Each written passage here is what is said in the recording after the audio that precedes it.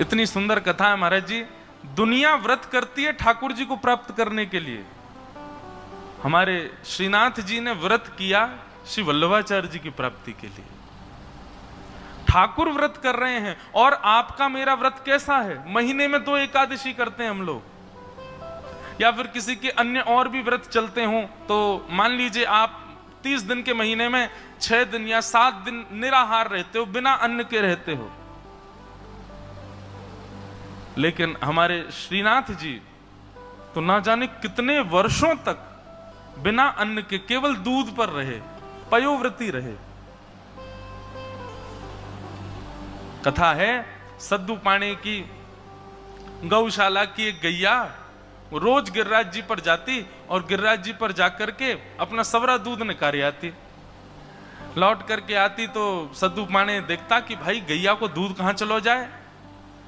तब उसने पीछा किया, एक दिन तो जाकर के देखा कि वह गिरिराज जी के एक खंड में जाकर के अपना सारे चारों थनों से दूध पय प्रस्थान कर देती है।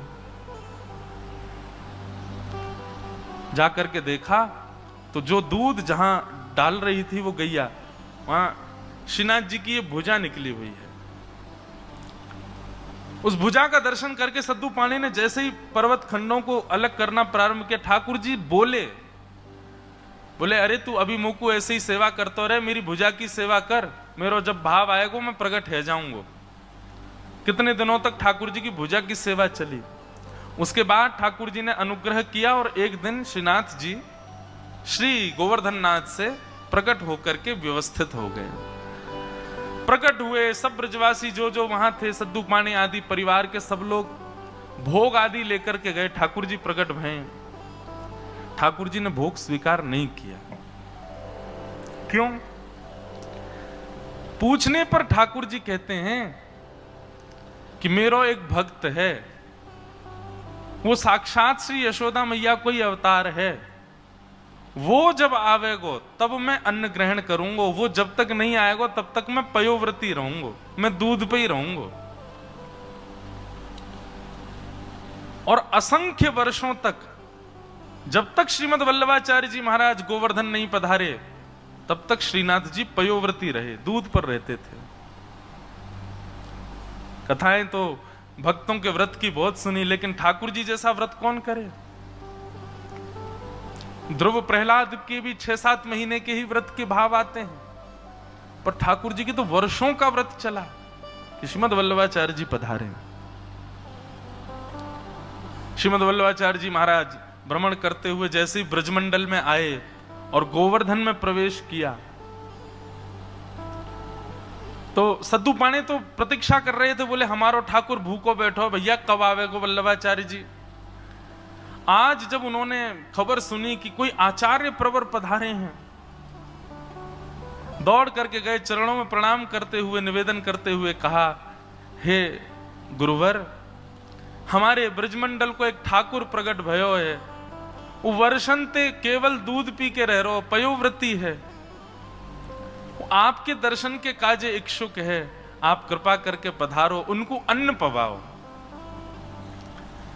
वल्लभाचार्य जी महाराज ने जैसे सुना तो उनको संकेत तो हो चुका था। गए, बोले कहां है ठाकुर जी? बोले वो देखो पर्वत के ऊपर। ठाकुर जी खेल रहे थे ग्वाल बालों के साथ। कलयुग की लीला है इस कलिकाल में। और जैसे ही श्रीमद वल्लभाचार्य जी नीचे पहुंचे, ऊपर दृष्टिपात किया, ऊपर से ठाकुर जी ने वल्लभाचार्य जी को देखा, नेत्र सजल हो गए ठाकुर जी के। एक चित्र आपने देखा होगा, बहुत जगह प्रसिद्धि होती है कि ठाकुर जी श्रीमद वल्लभाचार्य जी से ऐसे गले लग रहे। ठाकुर जी दौड़े गिरिराज जी से और नीचे दौड़ करके आए और आकर के श्रीमद वल्लभाचार्य जी को हृदय से लगा लिया। ये हैं श्रीमद वल्लभाचार्य जी महाराज, जिनके लिए ठाकुर जी ने व्रत किया। ठाकुर जी ऐसे भावावेश में आ गए जैसे कोई मैया से बहुत दिनों का बिछड़ा बालक पुनः मिल गया हो। बंधुओं, कलयुग में, सतयुग, त्रेता, द्वापर में ठाकुर लीला प्रधान होते हैं, पर कलयुग में ठाकुर जी अपने अर्चक के सेवा की प्रधानता में रहते हैं। वो स्वयं सर्वगुण संपन्न होते हुए भी अर्चक के अधीन रहते हैं। यदि आप भूखा रखो ठाकुर जी को, भूखे रह लेंगे, लेकिन पाएंगे तभी जब आप पवाओगे। ऐसी एक निष्ठता हम में है ठाकुर जी के प्रति।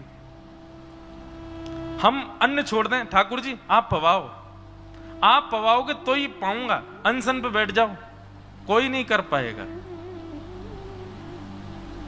अनशन आज तक बहुत सुने, सरकार के पीछे लोग पड़ जाते हैं, ये बिल लागू करो, ये लागू करो, मानवीय ये गुण लागू करो।